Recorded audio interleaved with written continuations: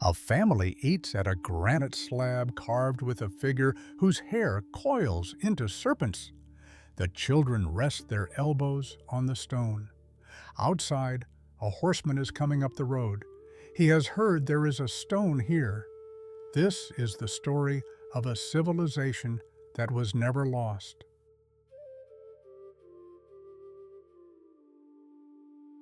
Chavín de Huántar existed as a ceremonial center in the central Andes between roughly 1200 and 500 years before the Christian era. Mosna Valley, province of Huari, region of Ancash, 3,180 meters above sea level, between two rivers, at the foot of the Cordillera Blanca. Its trade network reached from the northern coast to the southern coast, from the highlands into the upper Amazon.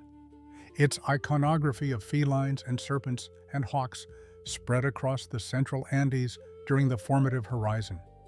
It declined gradually around 500 before the Christian era, when the river that fed its interior hydraulic system changed course, and the sound of water inside the corridors went silent.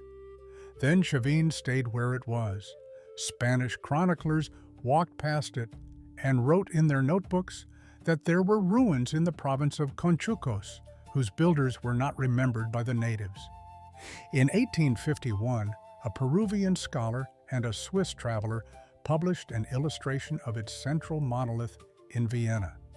In 1860, an Italian naturalist walked into a peasant's kitchen and found another of its carved stones being used as a dining table. In 1877, an American explorer described its interior corridors in a book printed in New York. In 1893, a German doctor published photographs of it in Berlin. And in 1908, a farmer named Trinidad Alfaro was planting maize on top of it. And his shovel struck a carved obelisk 10 centimeters below the surface.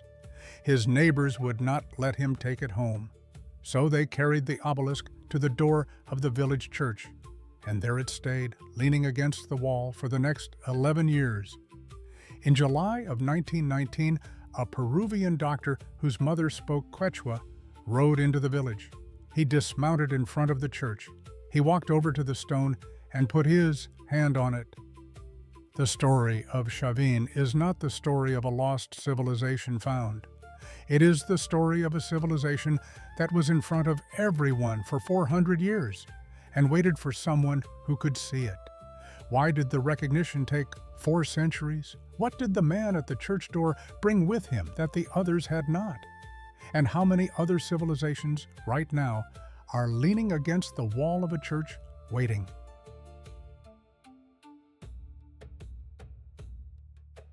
A shepherd walks along the bank of the Mosna River with a wooden staff. It is mid-morning. The cold of the night is still in the ground, and his boots break the crystals of frost at the edge of the grass. His breath comes twice for each step, because the air at 3,180 meters gives less than it seems.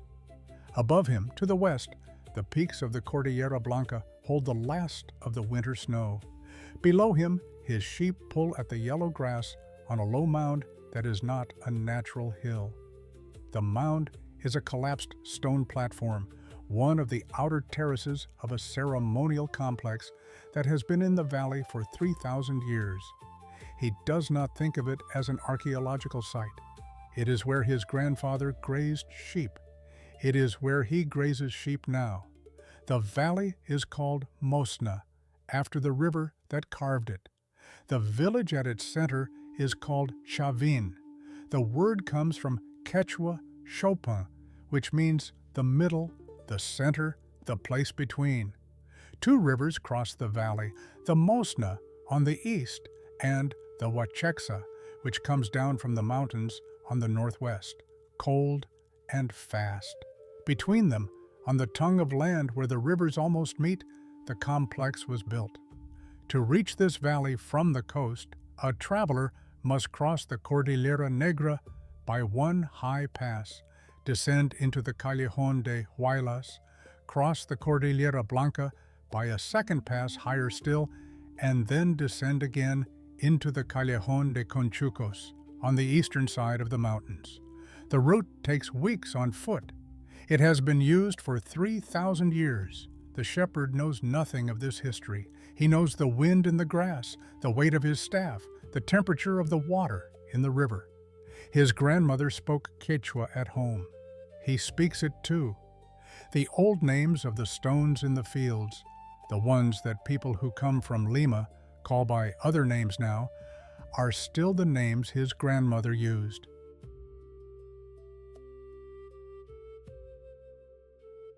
The stonemason lifts the corner block with a rope harness and sets it in place. It is dawn.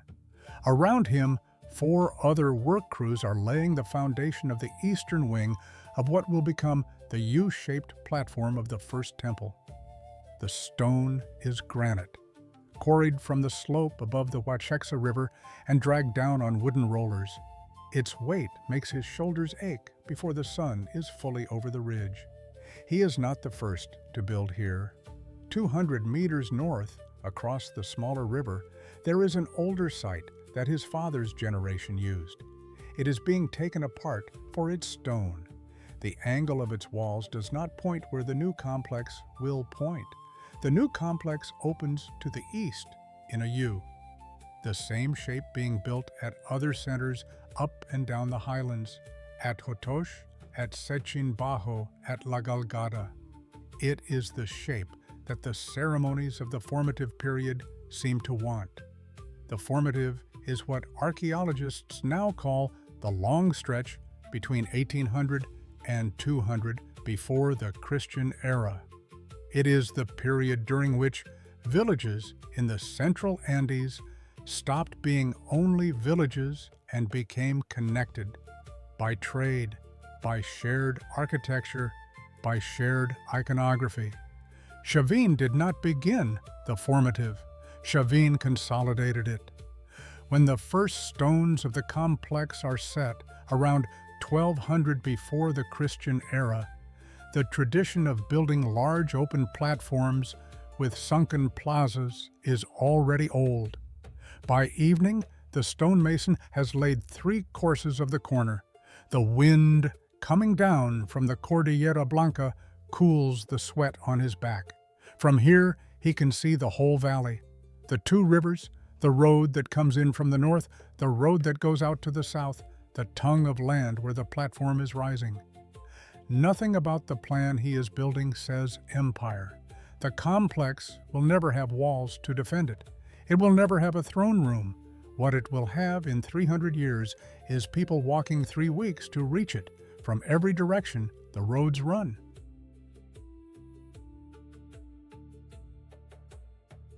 The traveler stops at the top of the last rise.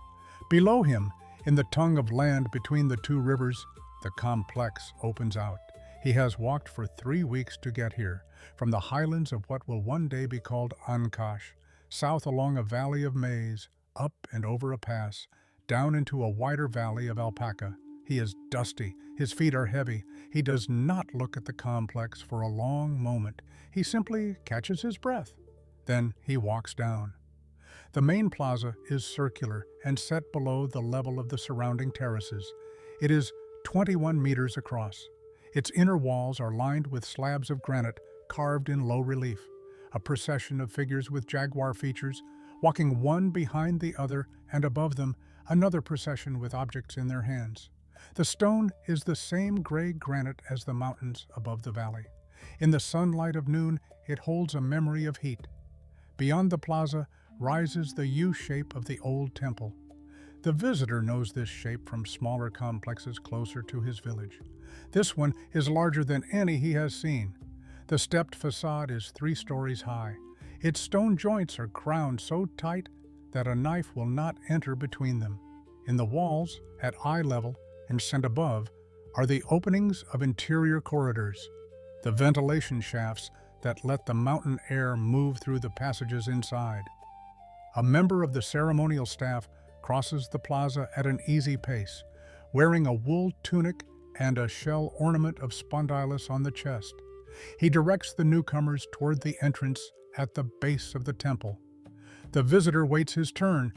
Around him, other travelers have arrived from other directions, a group from the coast carrying dried fish and small painted gourds, a group from the eastern slopes carrying feathers of parrots and honey in sealed jars. No one speaks much. The temple is built on a schedule that no one now remembers. It has been standing for perhaps 100 years when the visitor arrives. It will stand for 400 more.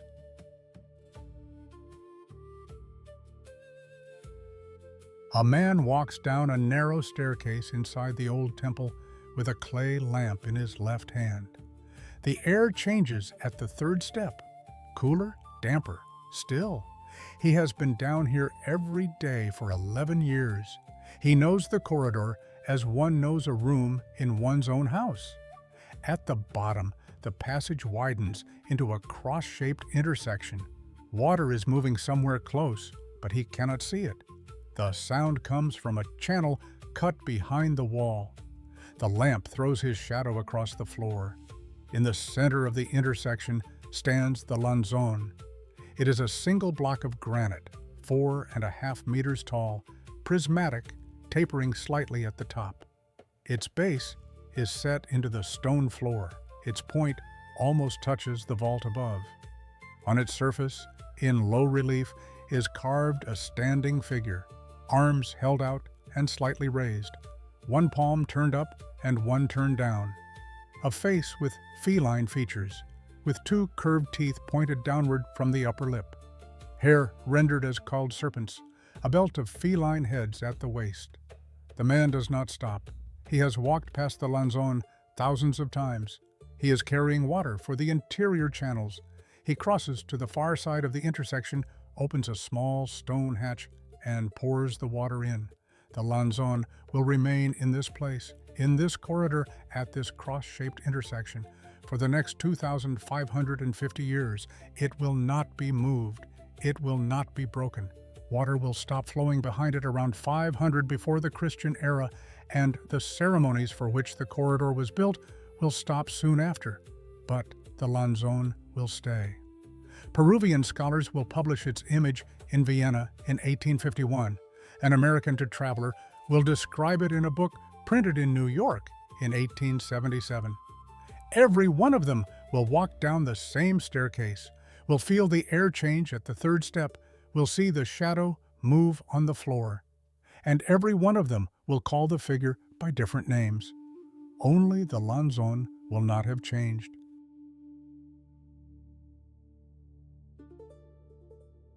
An engineer walks a maintenance corridor beneath the old temple with a clay lamp in his right hand. It is before dawn.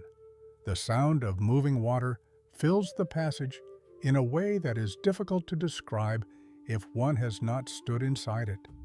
Not the sound of a stream in the open, but the sound of a stream inside a stone throat, folded back on itself, doubled by the walls, and continued in the ribs of anyone close enough to hear. He counts 3 chambers as he walks. Each is a rectangular room set into the rock, with 2 channels crossing at right angles in the floor. The water enters the first chamber high on the north wall and leaves it low on the south, having dropped almost a meter in the crossing. In the second chamber, the drop is the same. In the third, the same again. The 3 drops together create a resonance that no single drop would produce. The corridor above these chambers is the ceremonial hall of the old temple. When the ceremonies are in season, the sound of the water below is loud enough that a speaker in the hall must raise his voice against it. The engineer opens a stone hatch in the floor of the third chamber and looks down into the main drainage channel. The channel carries the water out of the complex, under the courtyard, and into the Mosna. He puts his hand into the current. The water is cold, as always, but the level is a finger's width lower than it was in the same week last year. He closes the hatch. He continues down the corridor. In the fourth chamber, he opens a shutter that regulates the flow from the Wacheksa intake. He lifts the shutter 1 notch to compensate. He does not think of this as a warning.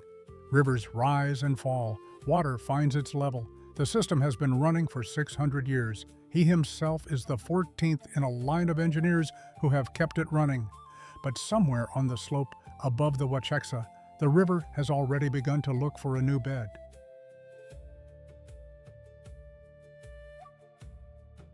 Pause here for a moment.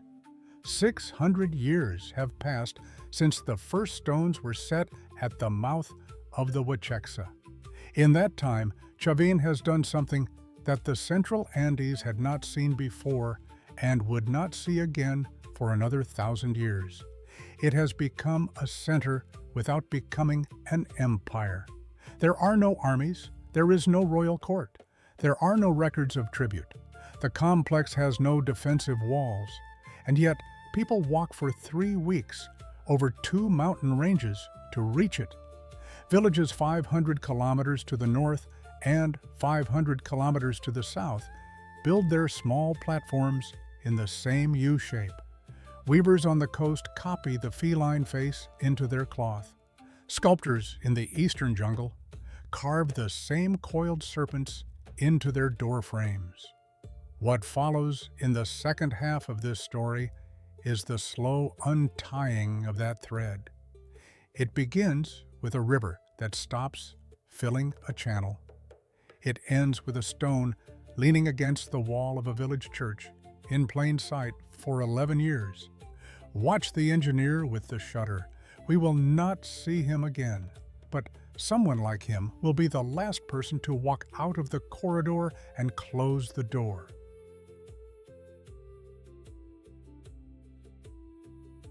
A trader from the northern coast comes down the last slope with 2 llamas in his lead. It is late afternoon.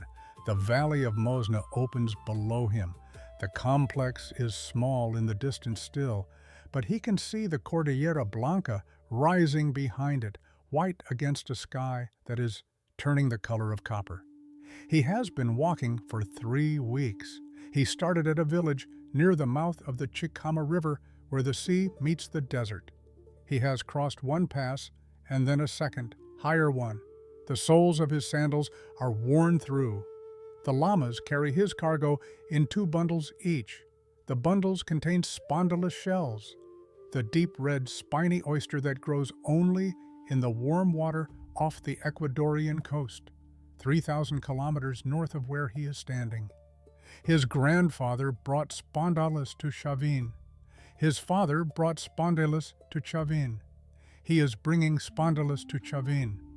There will be a market when he arrives, and men from other directions will trade for the shells. An obsidian merchant from the highlands of Ayacucho, 600 kilometers to the south. A potter from the coast, with fine, dark burnished vessels. A weaver from the eastern slopes, with cloth in colors made from insects that live only in one valley. For the last 2 days of the road, he has been meeting other caravans, 2 from the north, 1 from the east, 1 from the south. They are all converging. This is what Chavín is in the year 600 before the Christian era. It is not an empire. There is no ruler here who commands the trader on the coast to send his shells.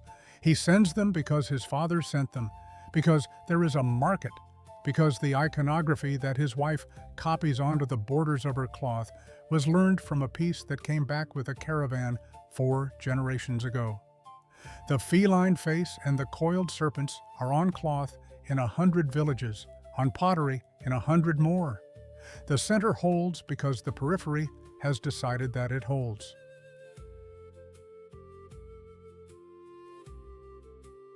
A ceremonial officiant walks the north-south axis of the new plaza at noon.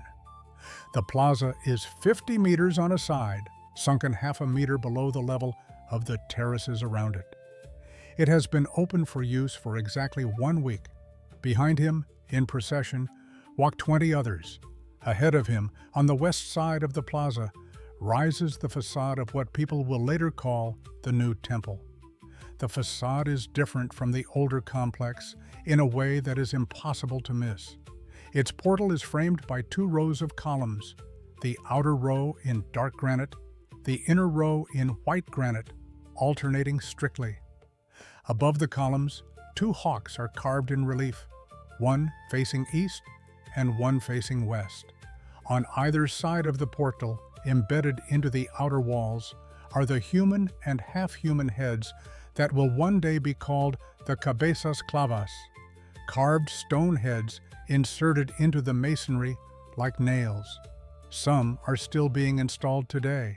He passes one of the stonemasons who has fresh mortar on his hands and forearms and is holding a head at chest height, deciding on the angle. The officiant walks on. Behind him, at the eastern edge of the plaza, is a monolith that will one day be called the obelisk of Tello, standing upright, its four faces carved with dense, low-relief images of two mythical caimans, of felines and serpents and birds, of a whole visual grammar being consolidated in this generation. Its base was set in place 3 months ago. Nobody in the procession is looking at it. It is furniture at this moment. Below all this, below the plaza, below the portal, below the standing stone, the water is quieter than it used to be. In the corridors of the older complex, the level in the channels is down by 2 hands from what it was 100 years ago. Nobody is speaking of it. 2 things are being built at once: the largest ceremonial plaza the Central Andes has ever seen, and, without ceremony, the conditions under which none of it will keep working.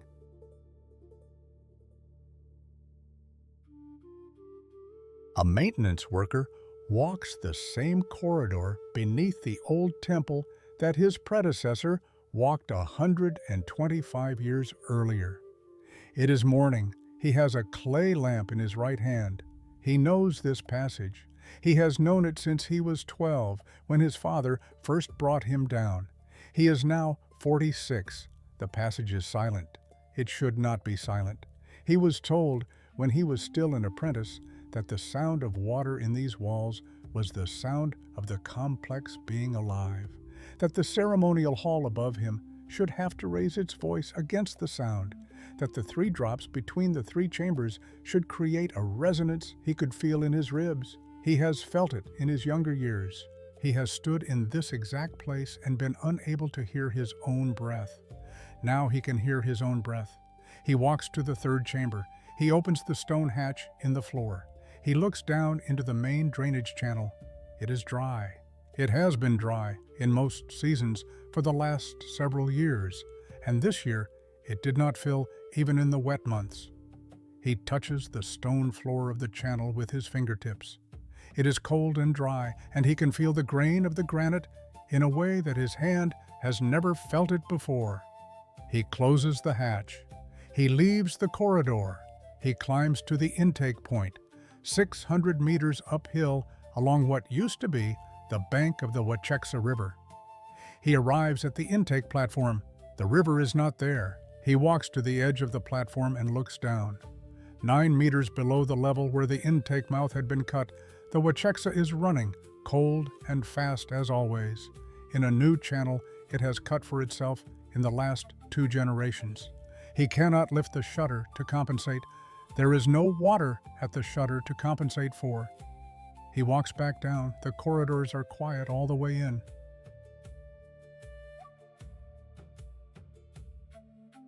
A woman of the middle generation sits on a reed mat on the terrace of her house at dusk. The house is at 3,000 meters, 200 kilometers south of Chavín. On a ridge above the valley, her people have farmed for 8 generations.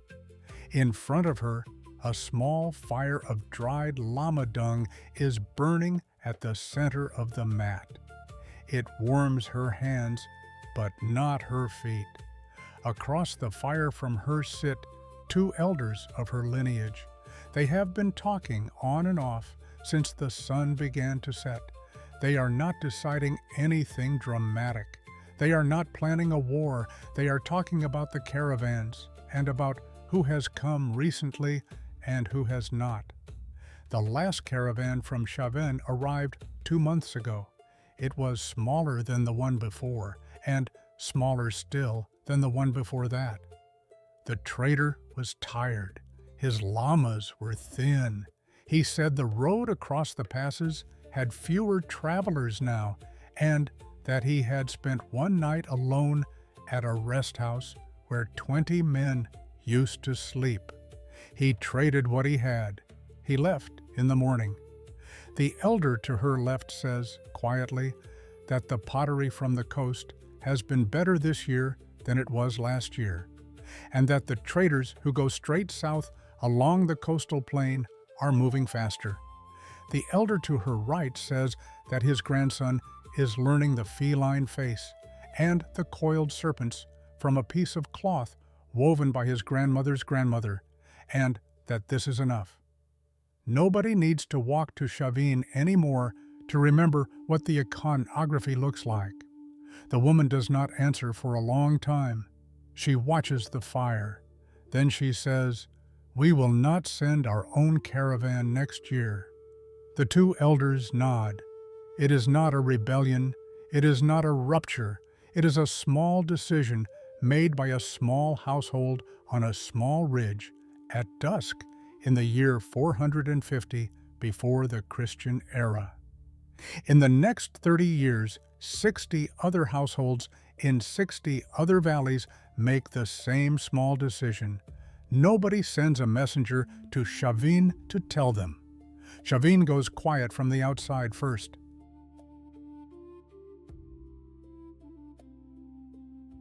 A man walks toward the old temple across a plaza that has been empty for a season. It is morning. There is frost still on the stones.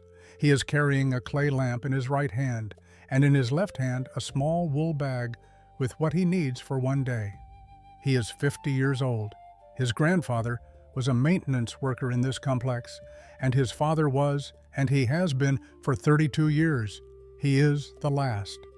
3 days ago, his wife and his 3 children left the valley with the last other family in the village.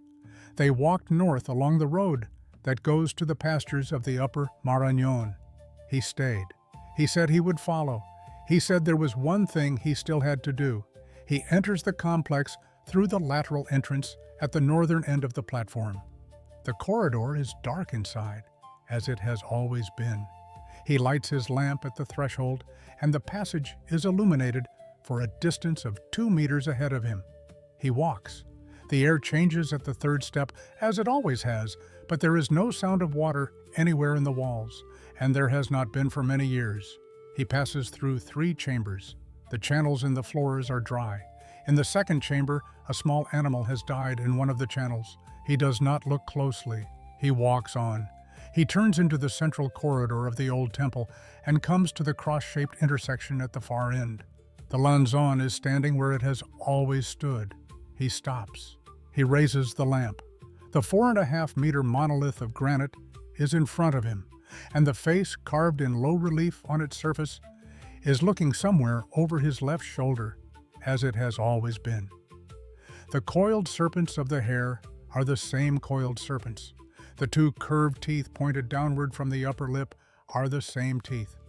Nothing about the Lanzón has changed, and nothing about it will change for the next 2,250 years.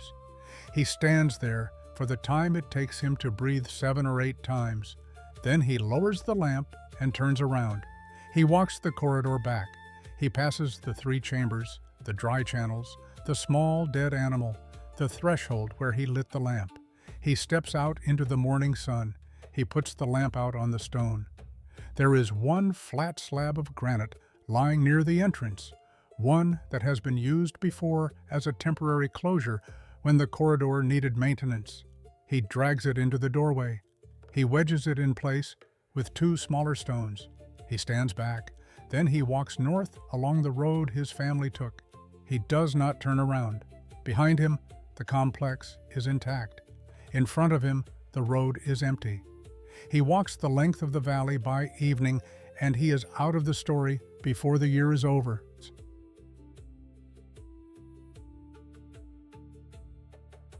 A weaver sits at a vertical loom on the terrace of her house in the middle of the afternoon. The house is a compound of low adobe walls in a village near the mouth of a river on the southern coast of Peru. Below her, the sea. Above her, the desert. Beside her, on a low stool, a bowl of dyed threads. 3 colors, all wool from the young vicuña that her husband hunts on the highland fringe 2 days inland. She is 51. She has been weaving since she was 6. The piece on the loom is a funerary mantle commissioned by a family in her village for a woman of their household who has been prepared for burial 3 days from now. The pattern she is weaving is a standing figure with a feline face, 2 curved teeth pointed downward from the upper lip, eyes rendered as flat lozenges, with hands ending in claws, and hair rendered as coiled serpents in low geometric relief. She has never seen this figure carved in stone. She has never traveled north of her river. She has never heard the name Chavín. She learned the pattern from her mother, who learned it from her mother, who learned it from her mother. That is 4 generations. If she asked her grandmother's grandmother where the pattern came from, she would say that a woman in her own village once wove it, and that she learned it from a piece of cloth that had come with a trader when she was a girl. That is 6 generations, perhaps 7. The trader came from a village on the northern coast, and the pattern he carried had been copied from a piece of pottery that had been traded up from further north still. The pottery had been fired in a workshop near the mouth of the Chicama River. The workshop had a bowl on its wall that had been traded down from a highland valley called Mosna, from a complex called Chavín 300 years earlier. The feline face is on the loom in the afternoon light. The weaver knows what she is doing. She does not know why. This is how iconography survives. Not because someone remembers, because someone repeats.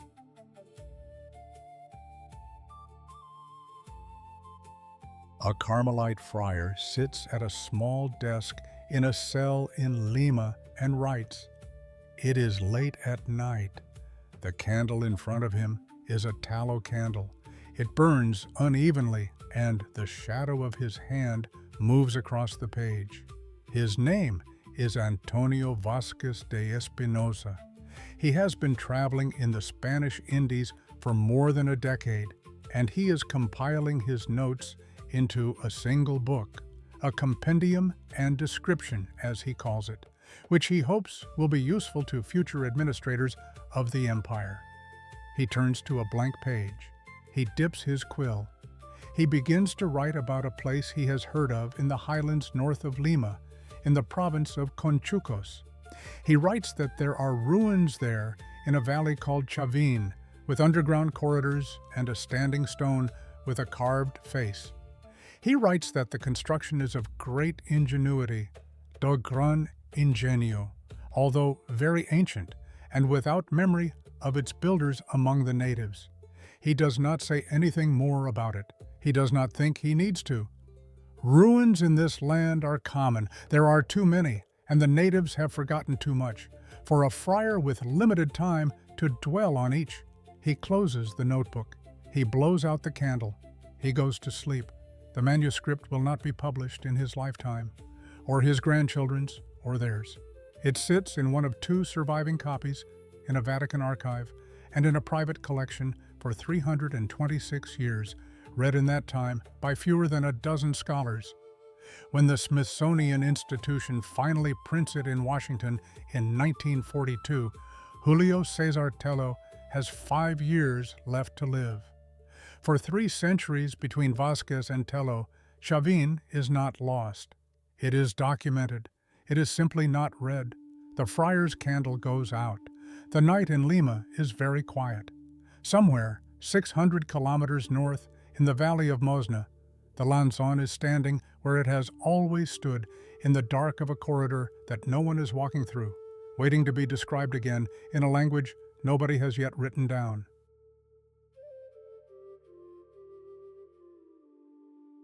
Mariano Rivero opens a printed page and holds it up to the window. It is morning in Vienna in 1851. He is 50 years old. a Peruvian scholar born in Arequipa, trained in Paris, now living in exile in Europe. He has spent the last decade collaborating with a Swiss scholar named Johann Jakob von Tschudi on a book called Antigüedades Peruanas. And today, the first bound copy has arrived from the imperial printer.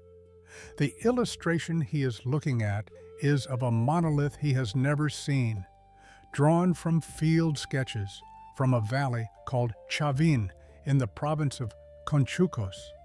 The monolith is prismatic. It stands in a corridor. Its surface is carved with a figure that has a feline face. The book will circulate in learned circles in Europe, read by German philologists, French Americanists, British antiquarians. None of them will conclude that Chavín is the mother culture of the Central Andes. They will read it as an interesting note on a distant place. Rivero sets the page down. 9 years later, in 1860, an Italian naturalist named Antonio Raimondi arrives in the same valley on horseback. A peasant named Timoteo Espinosa, hearing that this foreigner is looking for old things, takes him home to show him the granite slab serving as the family dining table. Raimondi recognizes it. He arranges for it to be transported to Lima. It enters the collection of the National Museum in the mid-1870s. It is called the Stela of Raimondi. Its image becomes one of the most reproduced pre-Columbian icons in the Americas. 5 years after that, in 1865, an American traveler named Ephraim George Squire reaches Chavín during a long expedition through the Peruvian highlands. He descends into the corridor of the old temple with a lamp.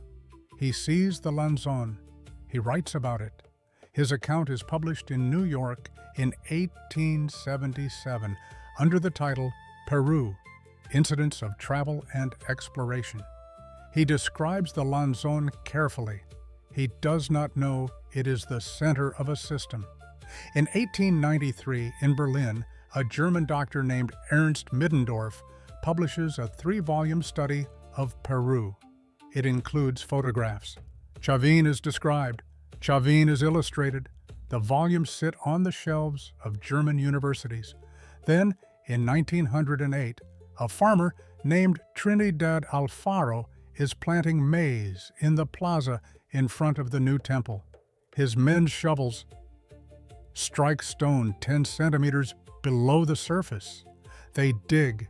They lift out a 2.5-meter obelisk of granite, carved on all 4 faces with 2 mythical caimans and the visual grammar of Chavín. Alfaro wants to take it home.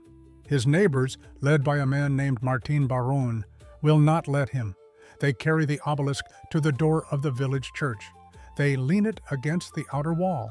It stays there. 7 years later, in 1915, a Peruvian polymath named Santiago Antunes de Mayolo, an engineer recently returned from New York, arrives in Chavín. He examines the obelisk at the church door by candlelight. He copies the reliefs into a notebook. He asks the villagers about their traditions.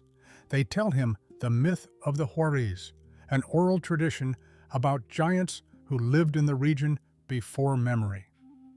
He writes a report and delivers it to the National University of San Marcos in Lima. The report reaches a professor named Julio Cesar Tello.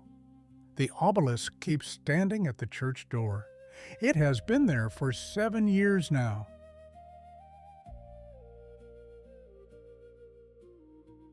Julio Cesar Tello dismounts from a horse in the square of Chavín de Huántar. It is a morning in July of 1919. He is 39 years old. The road he has come by, from Lima to Casma to Huaraz and over the Cordillera Blanca, has taken him almost 3 weeks. There is dust on his boots and shoulders. Behind him are his young assistant, Toribio Mejia Chespe, and 2 other men, still mounted. A small group of villagers watches from a distance. To his right is the church, a small colonial building of adobe with a low bell tower. Leaning against its outer wall, between two piles of loose stones, is a monolith of granite. The monolith is prismatic, 2.5 meters tall. Its 4 faces are densely carved in low relief, with figures Tello knows from copies he has studied in Lima. 2 mythical caimans, feline heads, coiled serpents, birds with hooked beaks. It has been leaning against this wall for 11 years, since a farmer named Trinidad Alfaro pulled it out of the ground in the plaza of the new temple. Alfaro is 52 now. In the small crowd watching, Tello walks over. He is not in a hurry. He puts his right hand on the upper face of the stone. It is cold. It is rough. The relief of the caiman under his palm is worn in places from 11 years of weather and the shoulders of children who played beside it. He stands there for a long moment. Then he sits down on one of the loose stones at the base. He takes a leather-bound notebook from his jacket and a pencil from his breast pocket. He begins to copy the reliefs, face by face. He knows now what he is looking at. He has known since Antunes de Mayolo's report crossed his desk in Lima 4 years ago. But knowing is not the same as seeing, and seeing is not the same as putting a hand on the stone. What he closes in the notebook that morning is the last gap in a hypothesis he will publish for the next 28 years. Chavín is the mother. Trinidad Alfaro watches him work. He does not know that the man taking notes at the base of the obelisk is about to change every argument that will be made about the civilizations of the Americas for the rest of the century. He only knows that a Peruvian doctor from Lima has ridden 3 weeks to look at a stone the village has walked past every day for a decade. The obelisk had been waiting.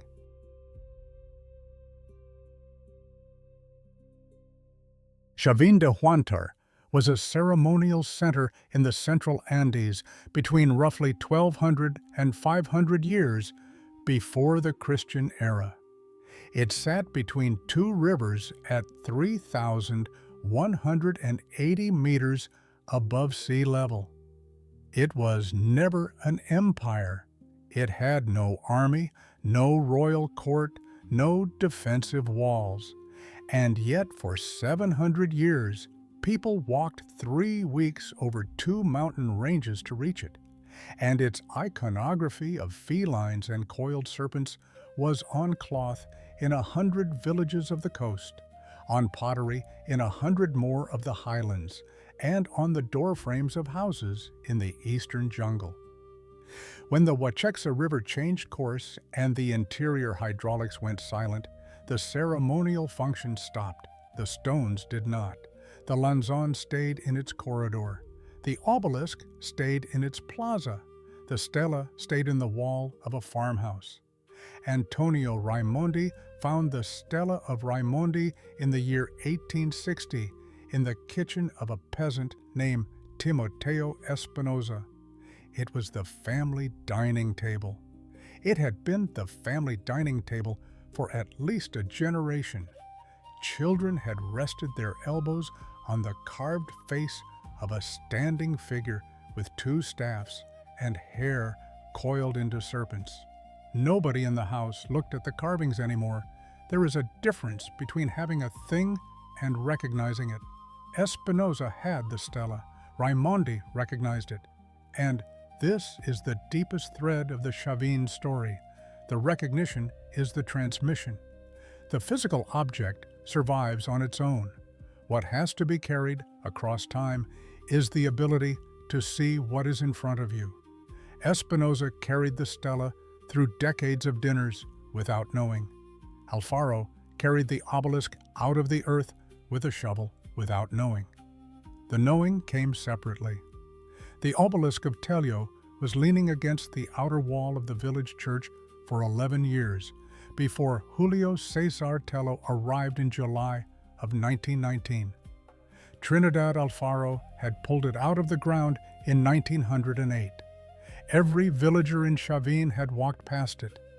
Antunes de Mayolo had examined it by candlelight. It had been drawn, described, catalogued. Tello did not discover the obelisk. He recognized it. He put his hand on the stone and understood in that moment that it and the Lanzón and the Stela of Raimondi were three faces of one civilization, and that the civilization was older than everything that came after it in the Andes.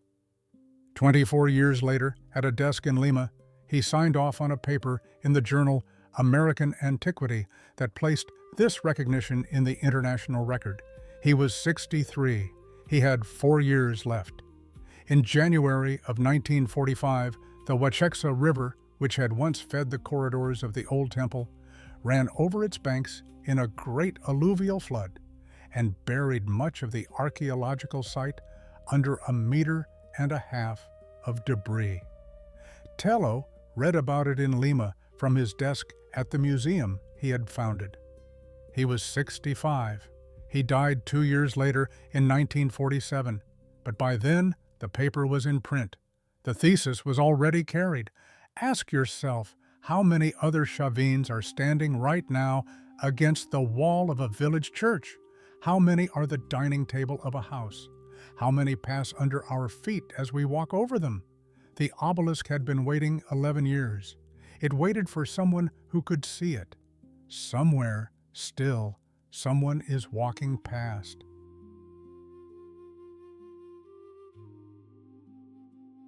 In 1961, on a plain in Illinois, an American archaeologist was digging holes where nobody was looking. Melvin Fowler of the Illinois State Museum had spent a decade mapping a site that European settlers had called for a century and a half Monk's Mound. They had walked past it, plowed around it, built roads over its edges. They had not understood that it was the center of a city that around 1050 of the Christian era had held more inhabitants than London. That summer, he identified a wood henge, a circle of wooden posts aligned with solstices and equinoxes. 6 years later, he found the burial in Mound 72. Cahokia was the largest indigenous city in North America before 1800. It was forgotten for 7 centuries because European colonists had no conceptual category for an indigenous city. Fowler did not discover it. He recognized it, as Tello did in the Andes. 2 mother civilizations of the Americas, 2 continents, 2 archaeologists who insisted on seeing what colonial eyes had erased. In 2 hemispheres, the pattern is the same. The recognition is the transmission. Subscribe. The next thread is being prepared.